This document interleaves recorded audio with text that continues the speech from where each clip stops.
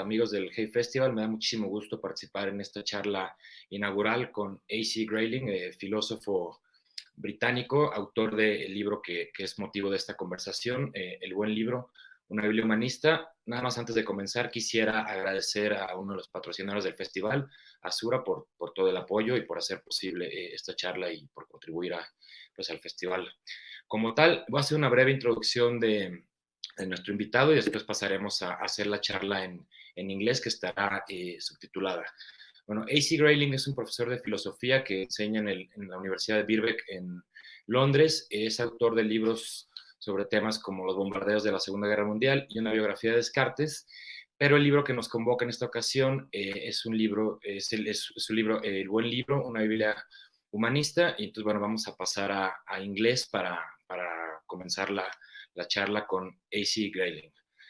Well, Anthony, hello, welcome, and very nice to meet you, even if virtually. And thank you for joining us for this first conversation of the Hay Festival, which will revolve around your book, the good book, A Humanist Bible, which is an enormous enterprise. So, as a means of introduction, I would like to begin by asking you about what made you write such an ambitious book, which, as the title mentions, it's embodied in the tradition of the great books of humanity, such as the Bible or the Quran, or even the Iliad and the Odyssey, which, in my opinion, are obviously books, but they are more than books. They are statements. They transmit an entire worldview. And so, yeah, I would like to begin to ask you if you could share with Mexican and Spanish language readers what made you undertake such a project. How long did it take you?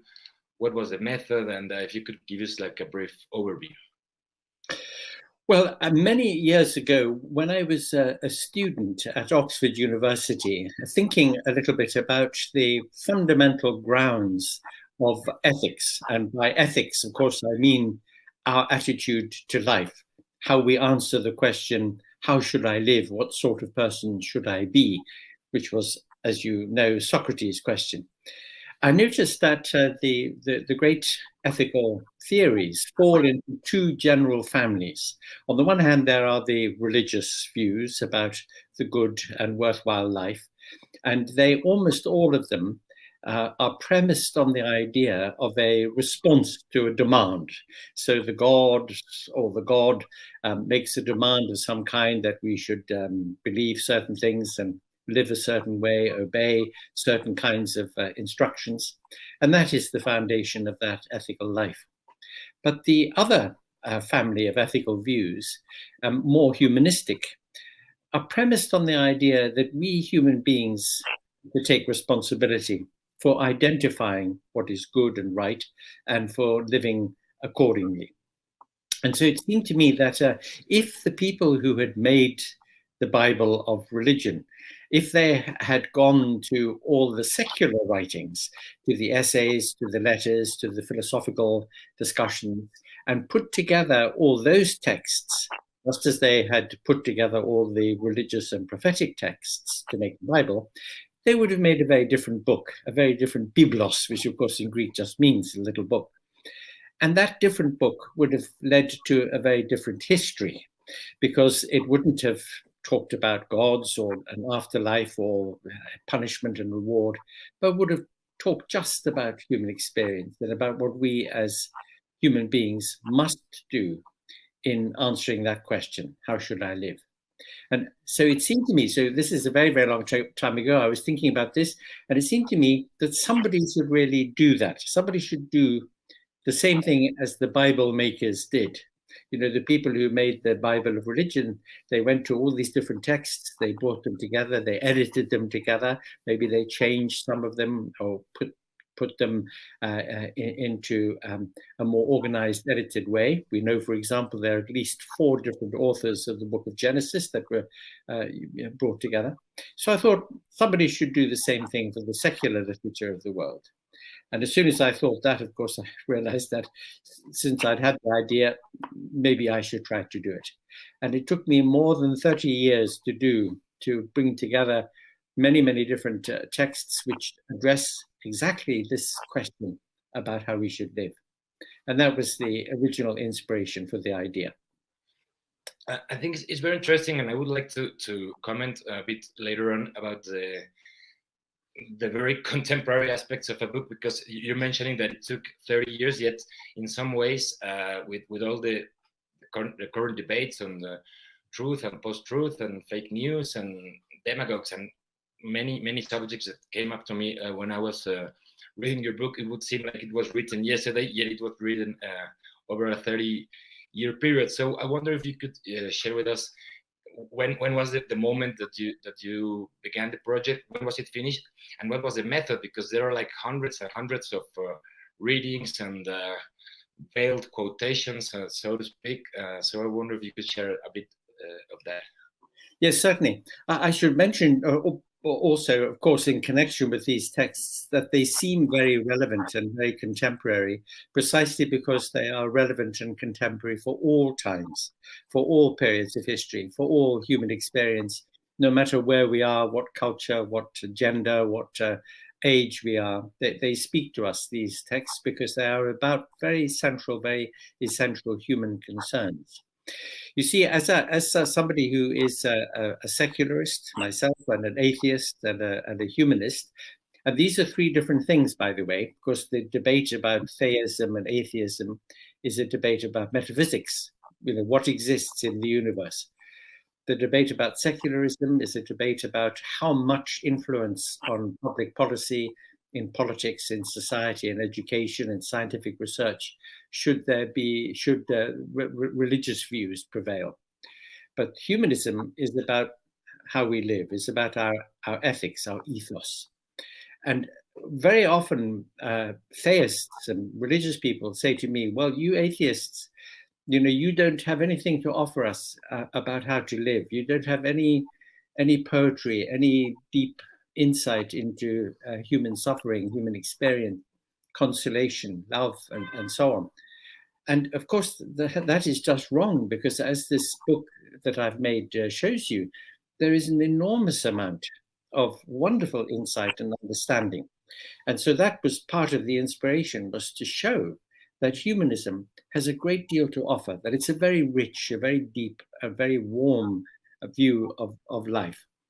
And so my task was, and the reason why it took so long, of course, was because what I was doing was I was exploring all the literatures of the world, all the cultures, the civilizations, from China, from India and South Asia, from our own Eurocentric classical civilization, and the literature and philosophy, the experience, the history that has prevailed since, looking for all the materials that I could bring together and weave together into this texture. As I say, making the book in the same way that the religious Bible was made, and in the same format, in chapters and verses, which is very easy for people to read, so that every page you can look at something and see something of wisdom there. And one very important aspect of this is that things that are wise, and things that help people to live better and to think more clearly or to think more deeply, they belong to everybody. They belong to everybody. Wisdom is free, and people should just help themselves. It's like a great supermarket of ideas where you don't have to pay anything, but you do pay something if you don't take the wisdom from the supermarket. So it seemed to me that all this wonderful insight into human life and experience was free, and that I could take it and bring it together and make this book out of it. And well, as you have been explaining, and even the title, the Bible is strongly referenced, and so you begin, as the Bible does, with the Genesis. But in your case, as far as I understood, the Genesis is about knowledge, and about something that maybe with the illustration we could have taken for granted, which is maybe now under attack. The idea that we can know something, that we know that the idea of truth itself is under attack for political purposes. Yet you state that we should not ignore facts, and as you have been telling us, you believe that that wisdom exists and that it can be passed, and also that it is embodied in science. You call it mankind's greatest endeavor. So I would like to begin to ask about your genesis. How does it look now within the contemporary debates about truth and about the limits to knowledge and all of that?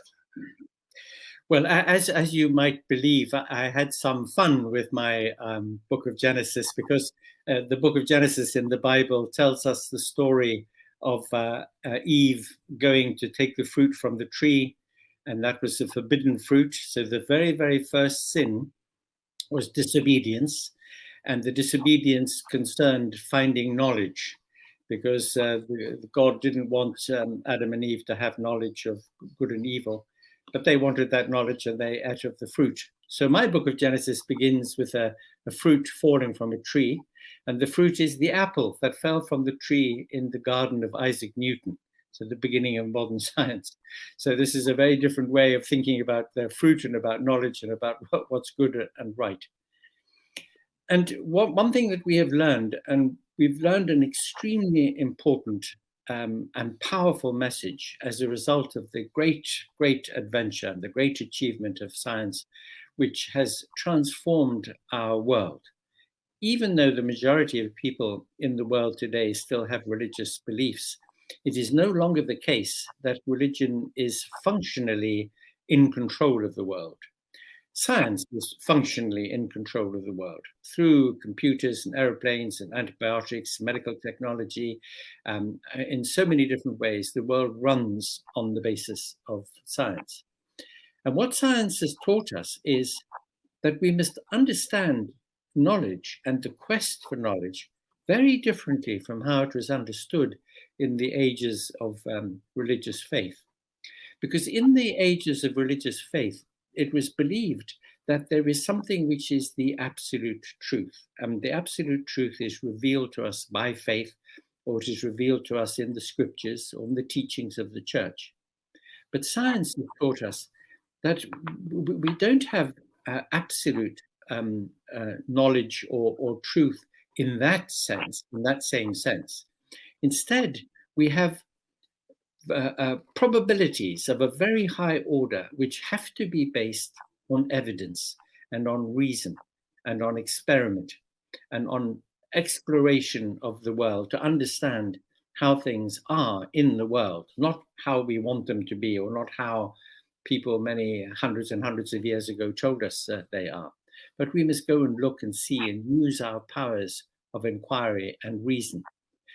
And this is why in science, you find that the kinds of information that we put in a textbook or an encyclopedia is what is sometimes described as defeasible knowledge.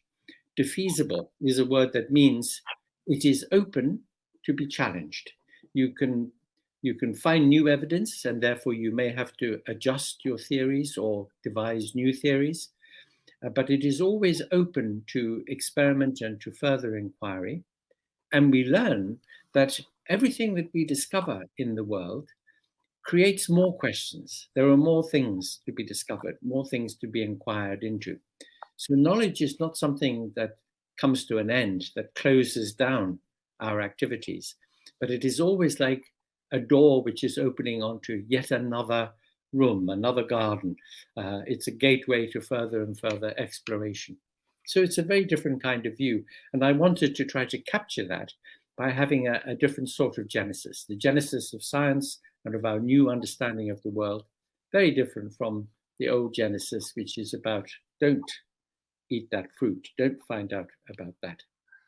Yeah, I think it's very important what you mentioned, because it concerns limits, and I think it has to do also with a very interesting take, in my opinion, on the second section on wisdom. I was reading an article in which they mentioned an interview that you did, and on and there was a question on Auguste Comte and positivism, and with the risk of science becoming a new religion, right? Like science becoming a thing that we worship. And I think that in the chapter of wisdom, you make clear that, I mean, you begin with this Newtonian apple and science and everything that you have been explaining to us, but then right away you also mention the limits to it, and you relate wisdom more to these limits, or to this consciousness of knowledge being, as you say,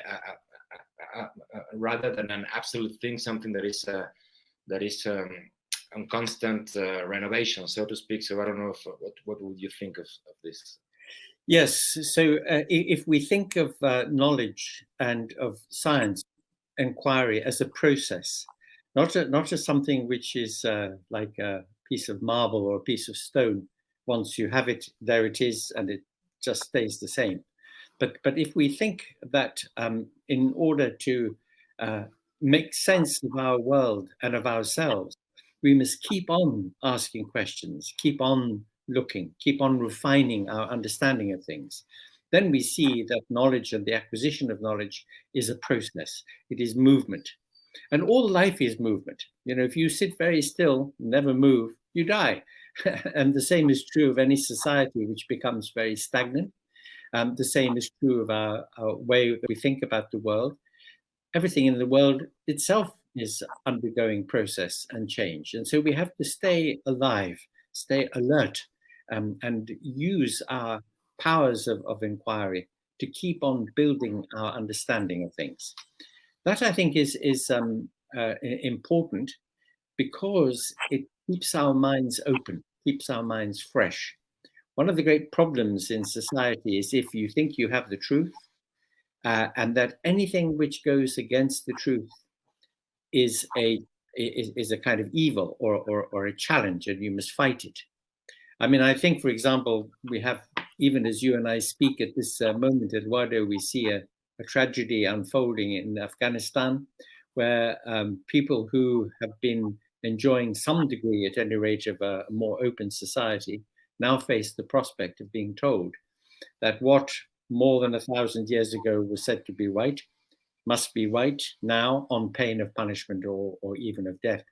And it's that kind of solidification, that kind of stasis of a failure to move, of thinking that there is a final answer and nothing can challenge it, which is the very death of the human mind and of human society.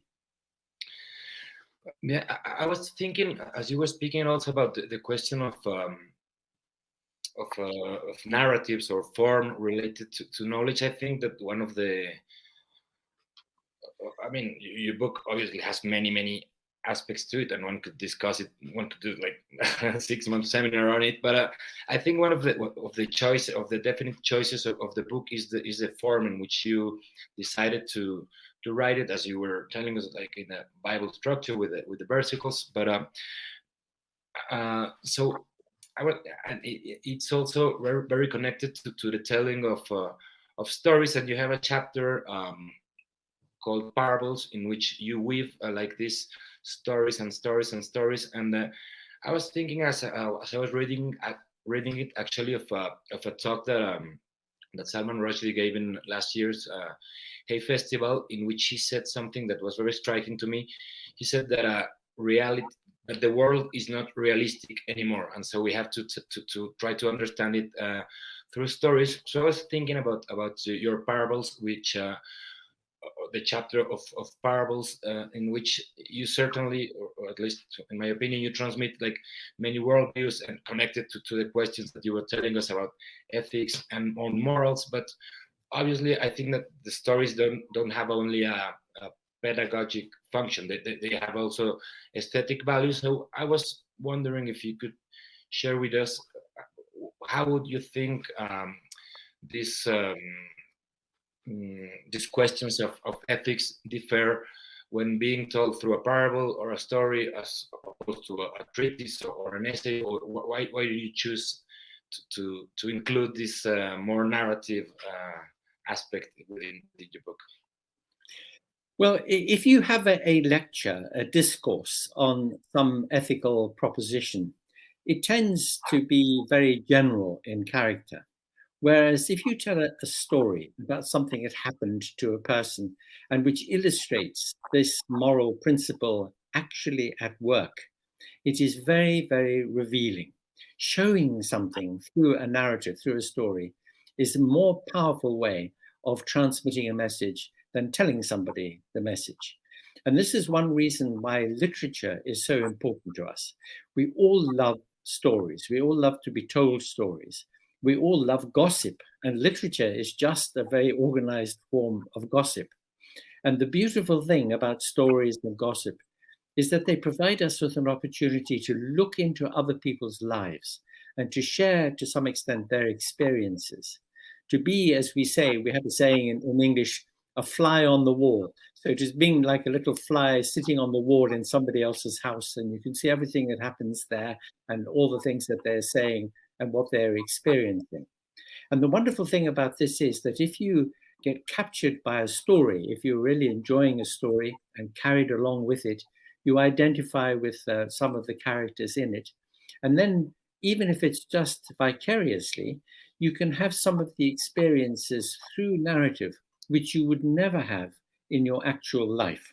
I mean, after all, each one of us is very finite in our capacities and possibilities. We can't have everybody's experiences, but we can have many, many, many more insights into human reality, human experience, need, desire, love, grief, passion through literature. And so stories are really important, and they bring us to the universal in the particular. So in a story about two people doing something together or something happening, something which is universal can be expressed by that. And it is much more easily understood, much more easily captured by the mind and by our feelings in a story than in a philosophical lecture. And did you find in this process of reading and writing the book, and because as you were telling us that you wove together many traditions from literally all over the world, did you find that the stories are somewhat similar even within very different traditions? Like, did you find some archetypes of the same tales sort of being told in different traditions? Well, in fact, even more than just the stories that people tell to illustrate these facts about human experience, but even the most basic and fundamental features of human experience are the same everywhere. And it's not surprising, because if you think about it, firstly, we are all brothers and sisters. We're all genetically very, very similar. And therefore, we respond to things like cold, hunger, fear, desire, the need for affection, for friendship, for love, to give love and be loved, to be part of a community. All these things are very common possessions of humanity. And therefore, at the deepest level, those principles which speak to how we relate to one another and how we live our lives are going to have a lot in common. Of course, in different social conditions, we may express these things very differently. So in Mexico or in England, we might honor our aging parents by buying them a cottage at the seaside. Allegedly, there are some societies in Papua New Guinea which honor their parents by eating them. Well, so that's a very different kind of behavior, but the underlying principle is the same: to pay respect to your parents, your elders, and to look after them. In New Guinea, they eat them because then they stay alive inside you. In Mexico or England, we buy them a nice cottage at the seaside because we want them to have a pleasant old age. But the principle underneath these very different seeming actions is the same. Well, do you know that Keith Richards snorted his father?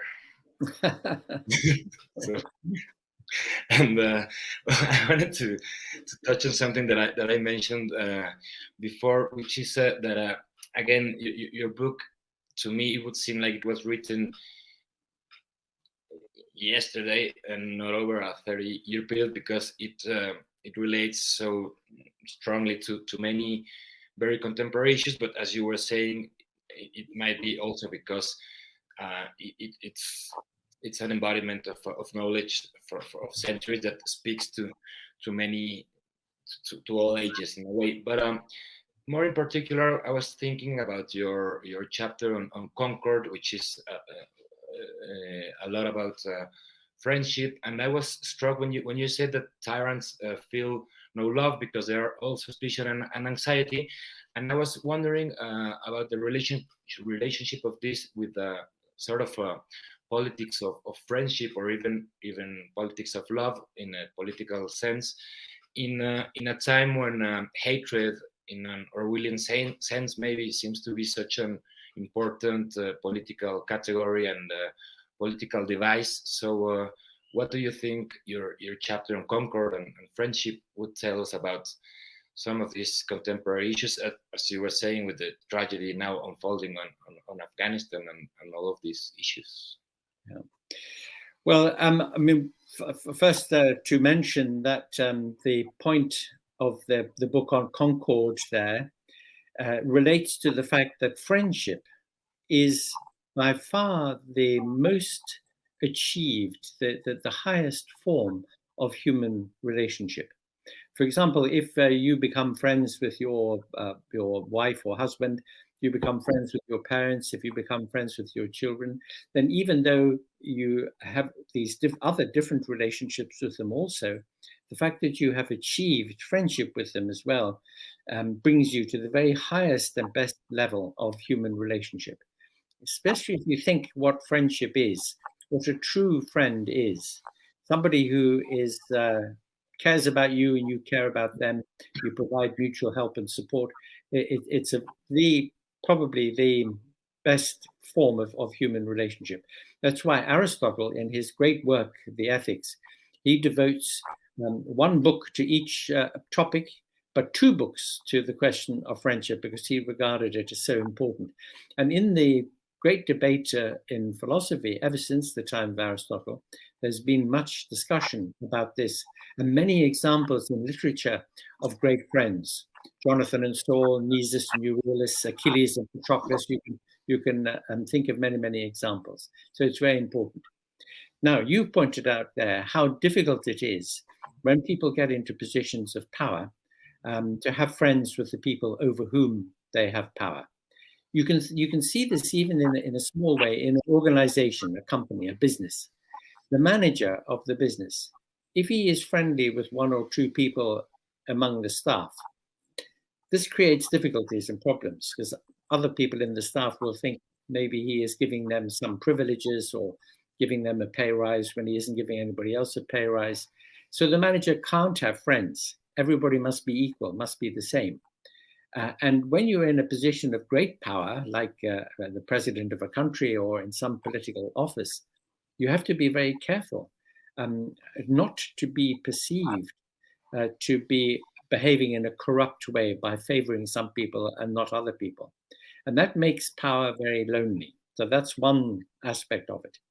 But the other aspect of it is that nobody who is in a government position in a large, complex society with many millions of people, such a person cannot please everybody, will always have enemies and an opposition, will always be being hunted by the press and by opponents, snapping at his or her heels like a pack of dogs, you know. So it's very difficult to have friendships, and much easier to be rather ruthless with the instruments of power. So politics and government, by their very nature, it is impossible to be successful in the end. Every political career will end in failure. Even if you die young, like John F. Kennedy, for example, had the best opportunity to be remembered with affection by people because he was assassinated quite early in his presidency. But even he has critics and opponents and people who think he wasn't a good president. So, you know, politics, I quite frankly can only think of why people go in for politics because they want something like power or admiration or money or something like that, because it is probably one of the worst careers anybody could choose, because it is so friendless and it is so doomed to fail in the end. Yeah, but no, I agree completely. But I mean, again, you were mentioning at the beginning of the talk that it's a book your book is a book concerning ethics and how should I live, and I couldn't help but thinking that yeah, I mean, maybe not even coming from power, but in this time of such fragmented societies and these fights on social media and this hatred maybe of immigrants or racial people that are racially different, that how different it would be to have a sort of, even if not coming from power, even if from more on a citizen level or public discourse level, society of based more on such principles of friendship and not of hatred, maybe. Well, I mean, in the ideal, of course, that would be wonderful, but we have to be realistic and understand that people will always, there will always be differences of opinion and different interests and desires in society. And there will always, as a result, be competition between people over resources and goals. And as a result of competition, there will sometimes be conflict. And, we are, as a species, we human beings are very creative and energetic and very appetitive. We have appetites. There are things that we want to do. And therefore, we bump into one another, as we do in a crowd. And these bumps can be problematic. So what we have to try to do in our societies, and in other books that I've written, it's something which I've concentrated on a good deal, is we have to try to organize our societies in such a way that we can resolve conflicts, differences of opinion, disputes between people in maximally just and fair and creative ways. And I cite a story because, again, stories are very helpful to us in these cases. And this is a story told by a legalist philosopher of ancient China called Han Fei, who's living a couple of hundred years BCE. And he tells the story of a farmer who was plowing his field one day, and in the middle of the field there was a big tree. And all of a sudden, a rabbit, came running through the field and bashed into the tree and broke its neck and died. So the farmer skinned the rabbit and cooked it and ate it, and it was delicious.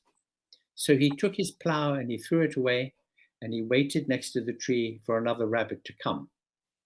And Han Fei said, obviously, this is a bad mistake. If you wait for another rabbit, that is, if you wait for another good person, another good president, another good politician, you're going to wait a very long time. It's much better to have laws and a constitutional arrangements so that everything is clear and fair. And if the society is well organized, a society of laws and not of people who are making arbitrary decisions, then you have a better chance of the society being at peace with itself. And many other people have said the same thing. For example, some of you may have been reading the ancient Roman historian Livy just recently in his account of the history of Rome. And in book 2 of his famous history, he says, when we Romans threw away the kings, the proud Tarquins, we decided to put in their place a system of law instead of having a person, a man or a woman, deciding what is right or wrong or what should happen. So good constitutional arrangements, good frameworks of law make for a better society because it's more possible to have a justice. And when there is justice in society, it's easier for people to be friends and for the society to be at ease with itself. Yeah, I think you touch on some of these aspects on the chapter of the lawgiver, and in which, I mean, again, I guess it's normal maybe that as I was reading your book, I was constantly comparing it to some of the the issues in which we seem to be in a new age of tyrants. And in this chapter, you provide with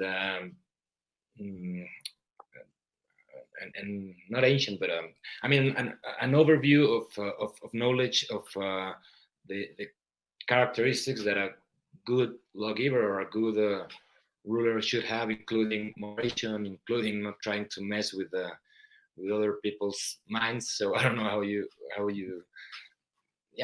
you think this compares to what we are seeing, at least in the Western world, with these super extreme political figures?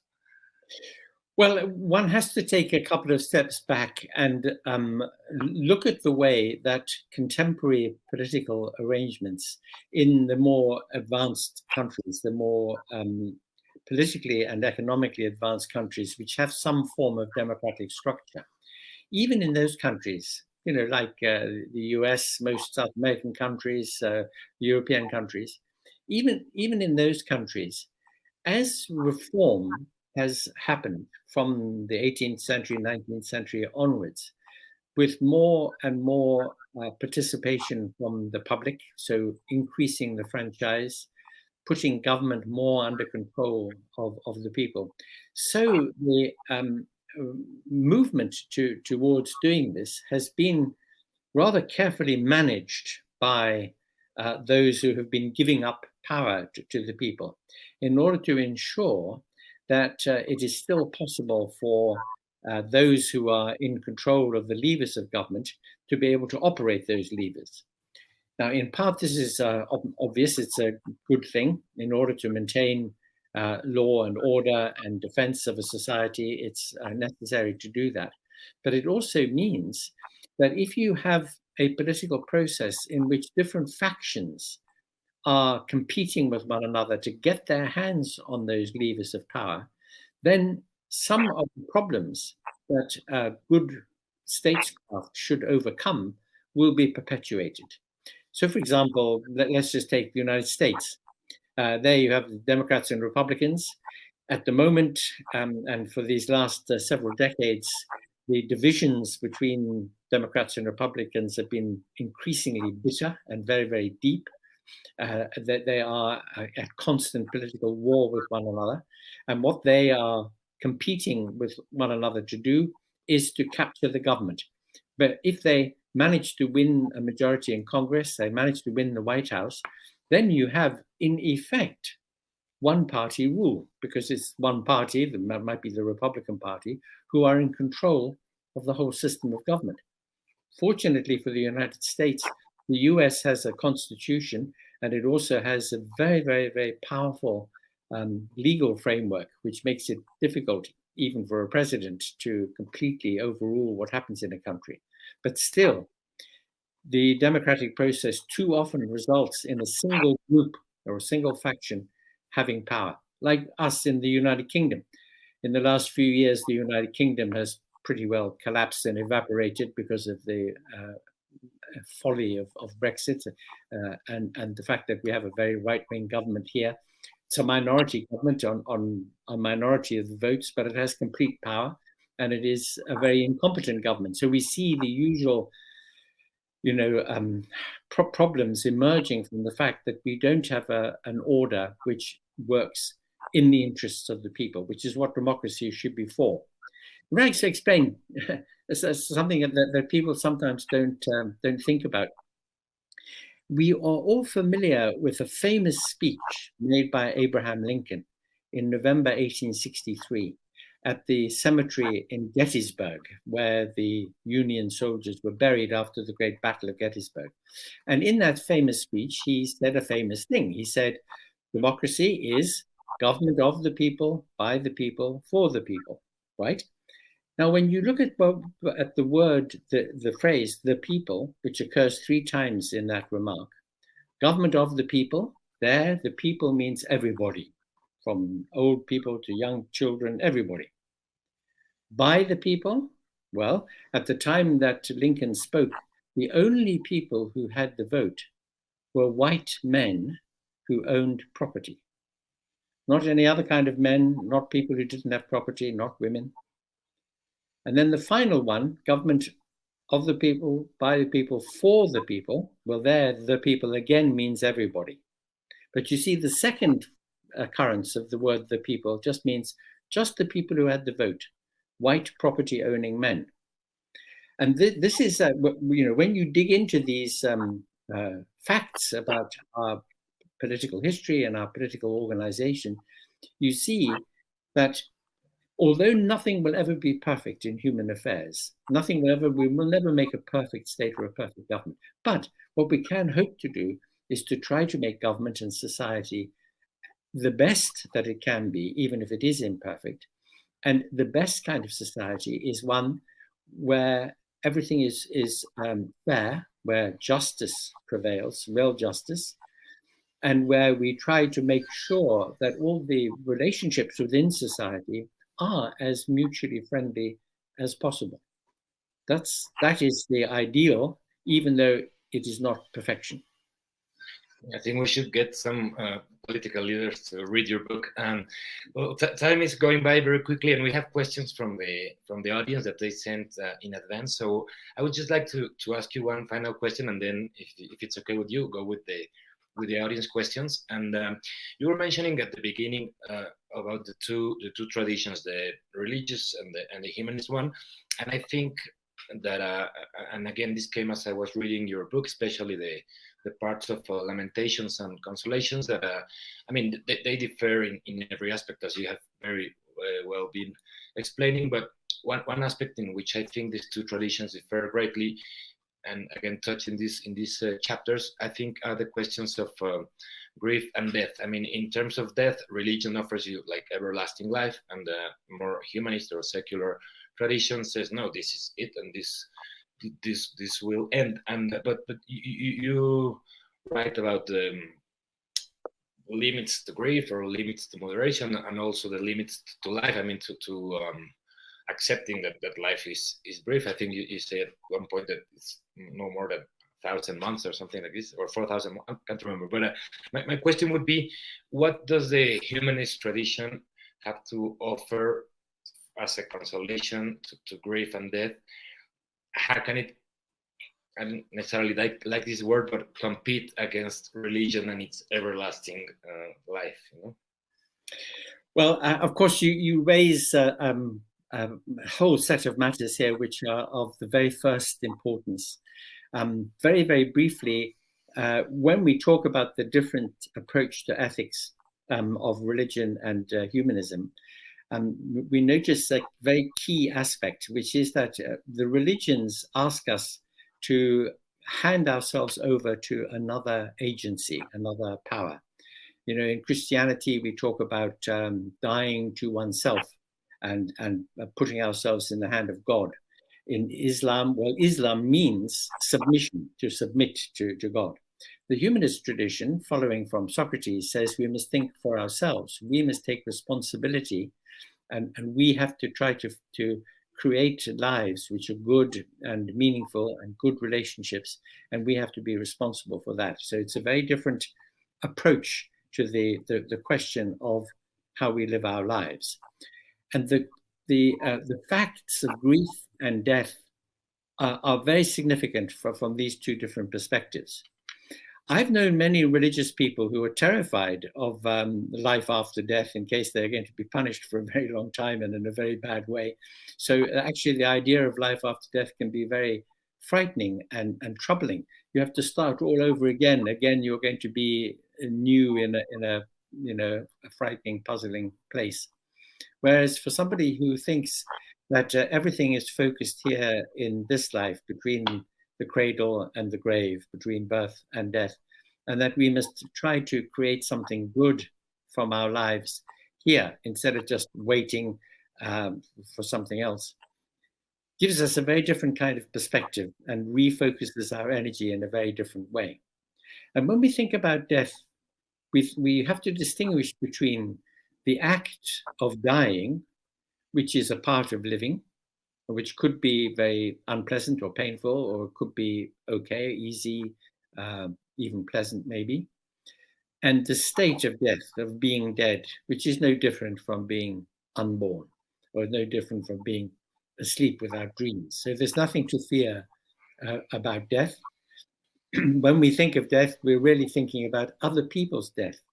Our experience of death is the experience of grief in losing people we care about. But here we have to understand something. If you fall in love with somebody and that person loves you back, you are mutually entering a contract for sorrow, because one of you will die first, or maybe the love will come to an end and the relationship will come to an end. So we are making a contract for sorrow when we fall in love, but still we will fall in love. We will want to fall in love. We will value falling in love much, much more than worrying about suffering loss or grief when the love ends. And this is the same for life. Life will end. Life will have its failures and difficulties and pains in it. But it is possible also to do good things and to achieve things and to have wonderful experiences in life with other people and with the good parts of the world, all its beauty, all its opportunity and promise, which makes life worth living. And so if we are very, very courageous, and if we accept the fact that there are some inevitabilities that we must all face, including loss, grief, and death, but that we must triumph over the negative feelings that we have towards them and try to make something good in life. So as you can imagine, very often I'm asked by taxi drivers in London what I do. I say I'm a professor of philosophy. And they say, okay, so tell me, what is the meaning of life? And I say, I know the answer to that question, not because I found it, but because the great tradition of philosophy tells us. And the answer to that question is, the meaning of your life is what you make it. That each individual person has the task, the responsibility, the opportunity to create a meaningful life for himself or herself. Thank you. Well, I would like to convey some of the questions by the audience. I love the first one. It's Mr. Grayling. Why so much evil in the hearts? Why so much evil in the hearts? In the heart. In the heart. In here. Yes, well, I think each of us is perfectly capable of being unkind, self-greedy, rude, cruel even to other people, to animals. We can be angry. We can become filled with hate. So often these things come from fear and from ignorance. And when we come into conflict with other people, especially if they win the conflict, our grievance and our desire for revenge can be very perverting of our own nature. And these are just facts about us. Now think about bringing up a child.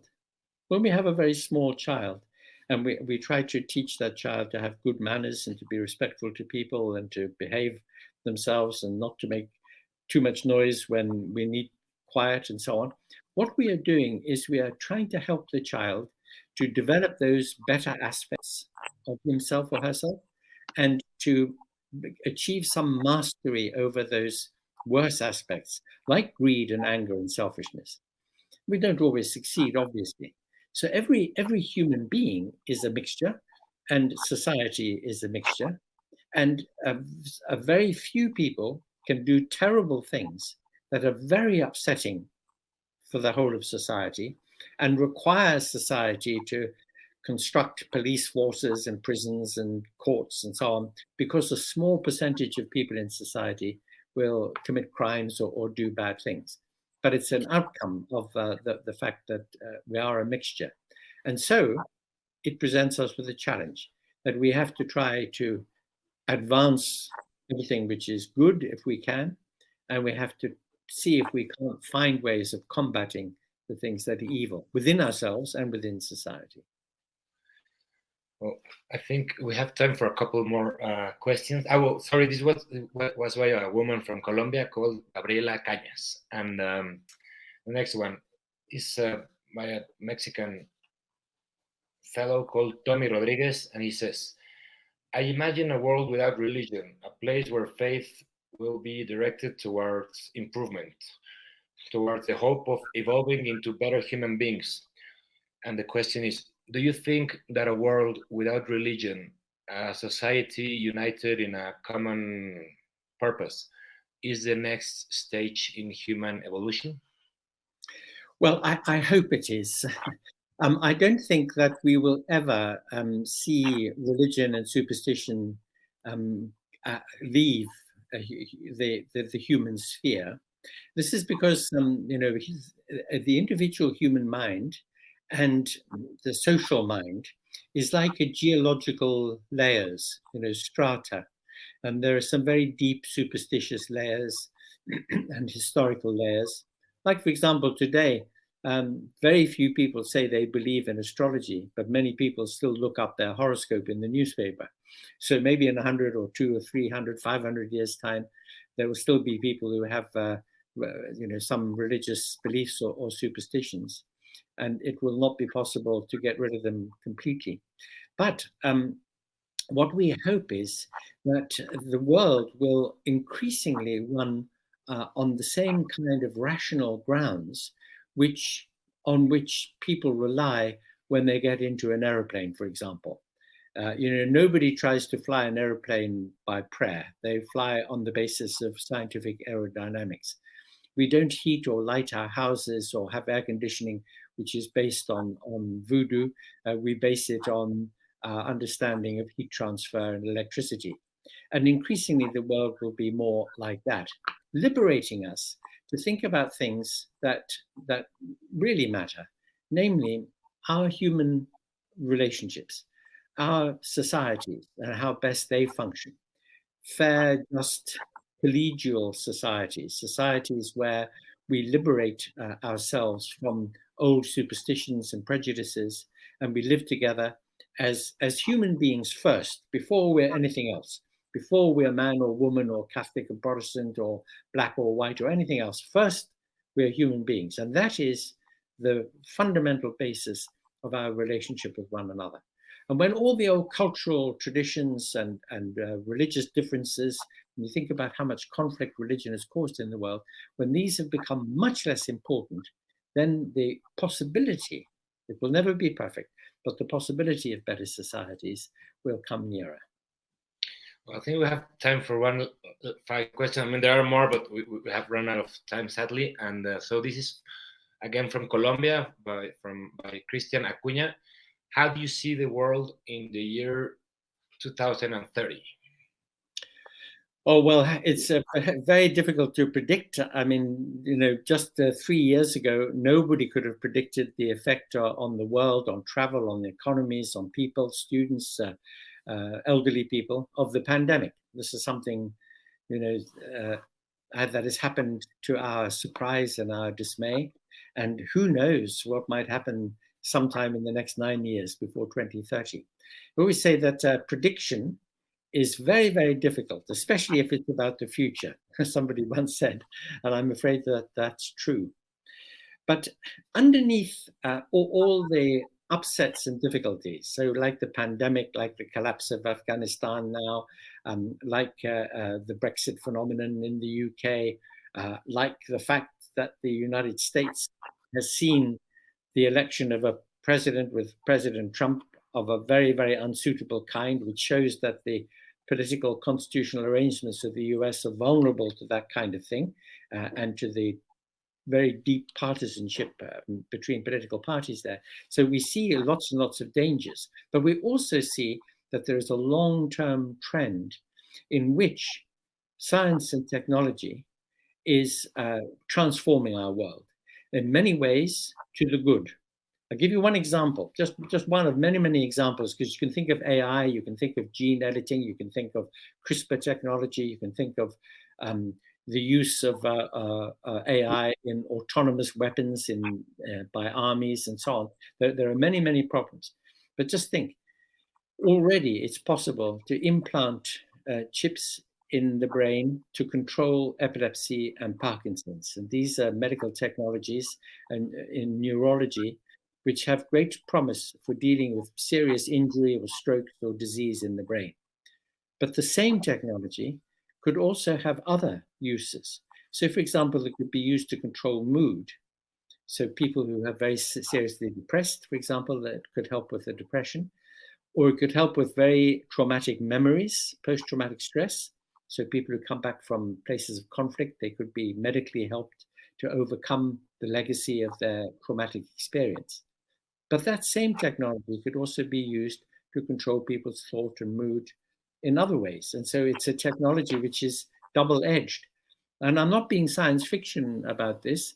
It's important that we should think sensibly and rationally about what we are developing, how we want to use it, and what the limits are. Because we have to remember that we are always faced with a serious problem in our world. And that problem is that anything that can be done, even autonomous weapons or brain control chips or anything of a science fiction kind of nature which sounds bad, anything that can be done will be done. It will be done because governments will develop autonomous weapons. And anybody who can afford it, private companies or governments or Russia, China, whoever it might be, will develop things that they think will bring them advantage. So if it can be done, it will be done. And the great question for humanity now is, how are we going to manage our own genius, our own ability to produce technological marvels, some of which may be dangerous? Well, thank you so much, man. And I think we have run out of time, so I would just like to thank you for this great talk and to urge people to read your book, which there's also a Spanish language version. So for the Spanish language audience, if they feel more comfortable, they can look it up. And thank you so much, Anthony, for sharing with us and with the audience this talk. And thank you to all the people that are watching this talk and to the Hay Festival. And thank you. Thank you, Eduardo. All the best to you.